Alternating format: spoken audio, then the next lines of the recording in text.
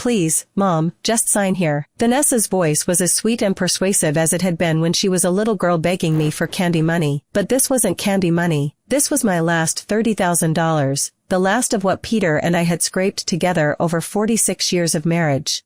Her hand pressed mine down onto the pen, while Sebastian's grip tightened around my arm, sending pain deep into my bones. We sat in a brightly lit bank, surrounded by ordinary people going about their business, counting bills, shuffling papers, talking to tellers. To anyone watching, we looked like a family working through some paperwork. But under the smiles, I was suffocating. It's just routine, Mom, Vanessa said sweetly. A small transfer to get some things sorted out. But I had already seen the documents. This wasn't a small transfer. It was everything. Every cent I had left. My widow's pension. My emergency cushion. The money Peter and I had saved with aching backs and long nights. I looked at the paper in front of me. The black ink was so dark, so final. My trembling hand hovered. One signature, and I'd be left with nothing. Sebastian leaned in close, his breath heavy with cigarettes and cold coffee. Come on, Olivia, he muttered through a smile. Don't make this harder than it has to be. Think of your granddaughter, Caroline. Think of everything we've done for you. Done for me? My throat burned at the irony. I was the one who had paid for Vanessa's college. I was the one who had given her the down payment on her house. I was the one who covered Sebastian's debts when he lost his job. And now, here they were, pressing me into daylight robbery under the cover of family love. Sebastian's grip tightened. A small sob escaped me before I could stop it. Shoo, he whispered through clenched teeth, still wearing that fake grin for the cameras. We don't want to make a scene, do we? No one noticed. Not the young teller at his window. Not the older woman in line, flipping through a brochure. Not the businessman tapping his phone. I was invisible. Just another old woman, too small and too polite to fight back. But inside me, something screamed. I caught sight of Mr. Thompson, the bank manager, an older man with kind eyes, walking by. My heart thundered. This was my chance. I scribbled a quick note on a piece of paper. Help. I'm being coerced. I don't want to sign. When Vanessa and Sebastian bent over the documents again, I slid the note to him. He read it, and for one electric second, our eyes locked. He understood. Without a word, he pressed a button under his desk. The silent alarm. And for the first time all afternoon, my heartbeat slowed. Someone was going to help me. But before I tell you what happened next, you need to understand how I got here. My name is Olivia Anderson. I am 69 years old. And all my life, I was the woman who said yes. I was born into a working-class family, the kind where nothing came easy. My parents had always said, if you want something, you work twice as hard. And I did. But when my daughter, Vanessa, was born, I promised her she would never want for anything. I can still see that morning. A spring day, sunlight spilling through the hospital blinds. 12 hours of labor, and then there she was, tiny, perfect, with Peter's green eyes staring up at me. I whispered a vow into her little ear, you will always have my love. My support. My protection. And for 35 years, I kept that vow too well. When she was 5, she wanted a pink bicycle. It cost $200, a fortune back then. Peter and I worked extra shifts, our hands cracked, our backs sore, but we bought it. Watching her squeal with joy made the pain fade away. At 15, she begged to go to a summer camp that cost $1,500. I sold my grandmother's jewelry to make it happen. At 18, she insisted on a private university. Mom, it's my dream. I can't go to a state school. What will my friends think? The tuition was $40,000 a year. We didn't have it. But we mortgaged our house, took out loans, and I worked night shifts in the hospital cafeteria. For 4 years, I scrubbed trays, wiped tables, and came home with swollen feet so Vanessa could chase her dream. She graduated with honors. I cried tears of pride that day. I thought I had done my duty as a mother. But Vanessa always wanted more. At 25, she met Sebastian at a bar. He was handsome, sure.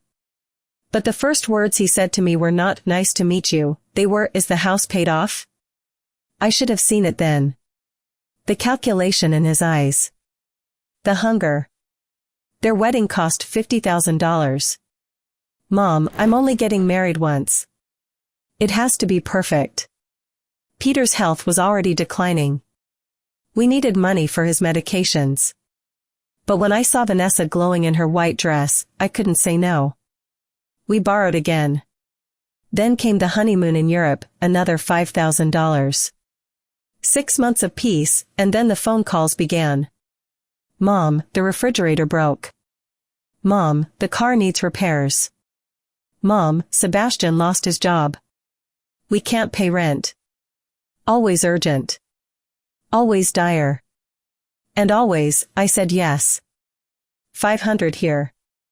1,000 there. Until the numbers blurred and all I saw was red on my bank statements. Then came the house. Mom, it's an investment. We just need $40,000 for the down payment. Please, we'll pay you back every penny. I raided my retirement fund. I paid the penalty fees. I handed over 20 years of savings with shaking hands. You're the best mom in the world, Vanessa cried, hugging me. I promise I'll pay you back every cent. But promises from Vanessa were as thin as paper. The housewarming was beautiful. I walked through each room, telling myself my sacrifice had been worth it. But the calls never stopped. Furniture. Fences. Kitchen renovations. Appliances. Every time I hesitated, she'd twist the knife. Mom, don't you want Caroline to grow up in a nice home? Don't you want her to have the life you never had? Caroline. My sweet granddaughter. 8 years old, with eyes full of kindness. She would draw me pictures of myself as a giant, smiling grandma with arms wide enough to hug the world. I couldn't say no to her. Not when Vanessa wielded her like a weapon. By the time Peter died, I had nothing left. Medical bills, Vanessa's demands, Sebastian's debts, they drained me dry. After the funeral, the house felt like a tomb. The silence was deafening, and the bank account was nearly empty. Peter's life insurance left me $50,000. My last safety net. I swore to myself I'd be careful. That I'd finally learn to say no. But then Sebastian lost his job again. Vanessa's voice broke over the phone. Mom, they're going to foreclose. Caroline will lose her school, her friends. Just $20,000, please. Only until Sebastian finds work. I gave it. Again. And now, years later, I sat in a bank with only $30,000 left, and they wanted that too. Every cent. The girl I had raised with love had turned into a woman who would watch her husband bruise my arm to get to my money. That was the Tuesday afternoon I realized something had to change. If you're hearing my story, please subscribe so more voices like mine can be heard. Part 2. The moment I slipped that note to Mr. Thompson, I felt a strange calm settle over me. For the first time in years, I had reached for help instead of reaching for my wallet. Sebastian didn't notice. He was too busy pointing at the line where he wanted my signature, his knuckles white from the pressure he still held on my arm. Right here, Olivia, he said, almost too cheerfully. Once this is done, everything will be easier for everyone. You can finally relax. Relax? How could I relax when I was about to sign away the last piece of my independence? Mr. Thompson's eyes darted toward the glass doors. I followed his gaze just long enough to see 2 men in dark suits approaching. Security. Sebastian finally sensed something was off. His grip on me faltered. What's going on? He demanded. Mr. Thompson cleared his throat, voice steady as stone. Mrs. Anderson, may I speak to you privately for a moment? Standard protocol. I nodded.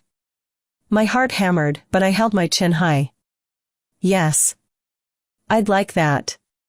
Sebastian's smile cracked. That won't be necessary. She's signing the papers. But Mr. Thompson didn't back down. I insist. Bank policy. The two men in suits stepped closer. Sebastian's jaw tightened, but he let go of my arm. For the first time all afternoon, my skin was free of his grip. Vanessa's face flushed red. Mom, you're embarrassing us. Just sign the papers and stop making a scene. A scene. After years of quiet sacrifices, after decades of silence, they called my first act of resistance a scene. I stood. My legs trembled, but I steadied them. If there's going to be a scene, I said softly, let it be the truth. Inside Mr. Thompson's office, the world seemed to exhale. The door closed behind us, and I collapsed into a chair. He handed me a glass of water, his eyes kind but sharp. Mrs. Anderson, he said gently, do you want to sign these documents? The word leapt from my throat before I could stop it. No. Then you won't. He leaned forward. You don't have to. What's happening here may qualify as financial coercion. Possibly elder abuse. The word abuse landed heavy in the room. I had never thought of it that way. I thought I was just helping. Loving too much. Being too soft. But no. It was abuse. Tears welled in my eyes. They're my daughter and son-in-law. I just wanted to help them. He nodded slowly. Helping is one thing. Being forced is another. You deserve protection. For the first time in years, someone was telling me I deserved something. When we left the office, Vanessa and Sebastian were waiting, their faces masks of polite outrage. What's taking so long? Sebastian snapped. We don't have all day. Mr. Thompson's voice was firm. Mrs. Anderson has decided not to proceed with this transfer. That's final. Vanessa's eyes widened. Mom, what are you doing? You can't just say no. Yes, I cut her off. My voice shook, but I didn't let it fall. I can. And I am. The bank fell silent. Even the tellers seemed to pause, as though they'd been waiting for me to finally speak that word. Sebastian's face darkened, his mask slipping. You ungrateful old woman, he hissed, too low for others to hear. After everything we've done for you. Done for me? My voice rose, trembling but fierce. You've drained me. Used me. Made me believe I was selfish if I didn't bleed myself dry for you. No more. Vanessa reached for my arm. Mom, please. You don't understand. We need this. Caroline needs this. The mention of my granddaughter twisted a knife in my chest. Caroline. Sweet, innocent Caroline, who had no part in this. But I saw it clearly now, Vanessa wasn't thinking of Caroline's future. She was thinking of granite countertops, new cars, and Sebastian's gambling debts. No, I said again, this time steady as stone. If you love Caroline, you'll find another way. But you won't take the rest of my life to pay for yours. The words left me shaking, but free. They stormed out of the bank, hissing words I couldn't bring myself to repeat. Sebastian threatened lawyers. Vanessa wept, calling me cruel, heartless, accusing me of choosing money over family. But for once, I didn't chase after her. I didn't apologize. I didn't open my checkbook. I sat in the quiet bank, staring at my trembling hands. And for the first time in decades, those hands were empty. And free. That night, the phone rang. Again and again. Vanessa's number, Sebastian's number. Messages that began with pleading and ended with threats. Mom, how could you do this to us? You're ruining Caroline's life. You'll regret this. I didn't answer. I sat by the window, watching the street light flicker, clutching Peter's photograph to my chest. I did it, Peter, I whispered into the stillness. I finally said no. The days that followed were a blur of anger and guilt. Vanessa didn't come by. Caroline's sweet face didn't appear at my door. My house was empty, and I wondered if I had traded my family for a few pieces of paper and a bank account. But then I found the note. Tucked inside an old cookbook, yellowed with age, was Peter's handwriting. Olivia, remember, money can be replaced. Your spirit cannot. Protect it at all costs. I pressed the paper to my heart and wept. He had known. Even then, he had known. The next week, Mr. Thompson called. Mrs. Anderson, I want you to know we've reported the incident. It may take time, but there are protections for people in your situation. You're not alone. I thanked him, though my voice was small. Part of me still felt ashamed. Ashamed that my own daughter could do this. But another part of me, a part one hadn't felt in years, was proud. Proud that I had finally drawn a line. Before I continue, if my story touches your heart, please subscribe so more voices like mine can be heard. Part 3. The silence after Vanessa's fury was both heavy and liberating. For years, my phone had been a leash, her constant calls, her endless requests. Now, each missed call was proof that the leash had snapped. But silence has its own weight. My house felt cavernous, every tick of the clock a reminder that I had built my entire life around a daughter who saw me as nothing more than a bank account. The second night after the bank, I nearly answered the phone. I almost convinced myself to apologize, to smooth things over, to restore the peace. But then I remembered the look in Sebastian's eyes as he squeezed my arm. That cold, calculating cruelty. And I remembered Peter's words, fear is their weapon. I didn't pick up. 3 days later, a knock came at my door. I peered through the curtain and my heart stuttered. Caroline.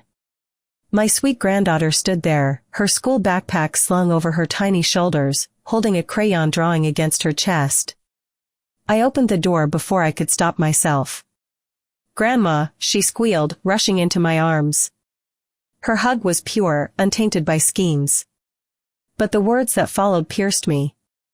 Mommy says you're sad because bad men at the bank confused you. But I made you a drawing so you won't be sad anymore. She showed me her picture, me with my giant arms, but this time, the grandma was crying. It shattered me. Vanessa had already begun poisoning her. Even in her innocence, Caroline was being used as a weapon. I knelt and cupped her cheeks. Caroline, Grandma loves you more than anything. But I need you to know something important. Love isn't about money. Do you understand? She nodded, but the confusion in her eyes told me she didn't, not yet. She had been taught to equate my love with gifts. Undoing that lesson would take time. The visit stopped. Vanessa must have realized her manipulation wasn't working, because weeks passed in cold silence. The loneliness was brutal. But then, hope appeared in the most unexpected form. One evening, I received a call from Clara, my younger sister. Olivia, I want you to meet someone, she said. The next day, Clara arrived at my door with her niece, Caroline, but not my Caroline. This was her daughter's child, a young woman in her 20s with kind eyes. I heard what happened, she said softly. I went through the same thing with my mom. She told me her story, years of manipulation, financial abuse, the endless cycle of guilt. But she had broken free. And now, she was thriving. There's a support group, she told me. People just like us. You don't have to go through this alone. I went. Hesitant, trembling, but I went. The library meeting room was small, but the circle of faces inside was vast with stories. A man whose brother had gambled away his retirement. A grandmother whose son had forged her signature on loans. A woman my age who had lost her home because she trusted her daughter. Each story was mine, retold with different names. For the first time, I didn't feel foolish. I didn't feel weak. I felt seen. Financial abuse is real, the facilitator said. And healing starts when we learn one word, no. I left that night carrying something heavier than guilt and lighter than air. A new beginning. The weeks turned into months. Slowly, I rebuilt. I started reading again. I took long walks in the park. I signed up for a painting class at the community center. At first, my hand shook when I held the brush, as though even painting for myself felt selfish. But with each stroke of color, I discovered a part of me I thought I had lost. I even volunteered at a shelter for women escaping abuse. There, I realized something profound: helping doesn't mean sacrificing yourself. True help empowers, it doesn't drain. And the more I gave in healthy ways, the more whole I felt.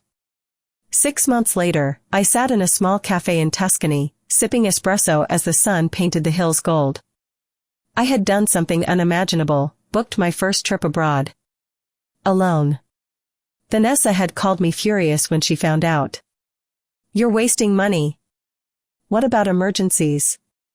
But for once, I laughed. The emergency, Vanessa, was my life.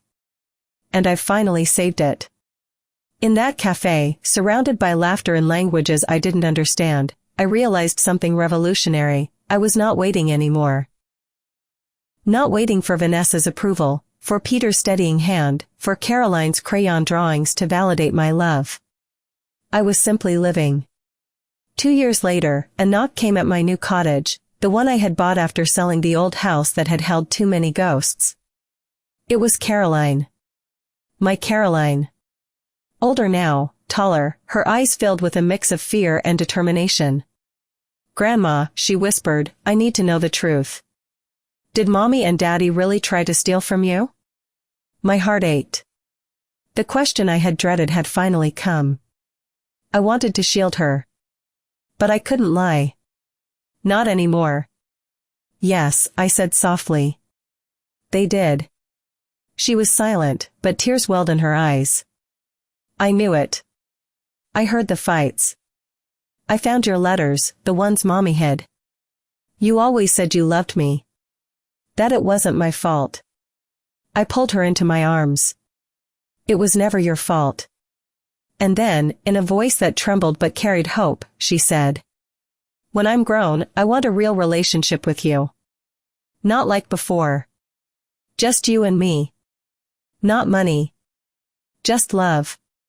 In that moment, I knew the cycle could be broken. The poison could end. The future could heal. Now, as I sit in my garden with the journal my support group encouraged me to keep, I write these words. I don't need permission to live. I don't need to buy love. I am free. It wasn't revenge. It was liberation.